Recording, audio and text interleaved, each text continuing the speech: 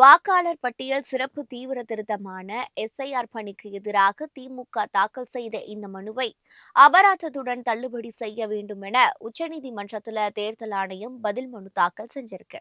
தமிழகத்துல வாக்காளர் பட்டியல் சிறப்பு தீவிர திருத்த பணிக்கு எதிர்ப்பு தெரிவிச்சு திமுக சார்பில் அக்கட்சியின் அமைப்பு செயலாளர் பாரதி உச்சநீதிமன்றத்தில் மனு தாக்கல் செஞ்சிருந்தாங்க. இதை விசாரித்த உச்சநீதிமன்றம் இதுகுறித்து தேர்தல் ஆணையம் பதிலளிக்க உத்தரவிட்டிருந்தது. இதனையடுத்து தேர்தல் ஆணையத்தின் பதில் மனு தாக்கல் செஞ்சு எஸ்ஐஆர் பணி தகுதி இல்லாத வாக்காளர்களை நீக்கவும் தகுதியுள்ள வாக்காளர்களை சேர்க்கவும் நடத்தப்படுகிறது என குறிப்பிடப்பட்டிருக்கு.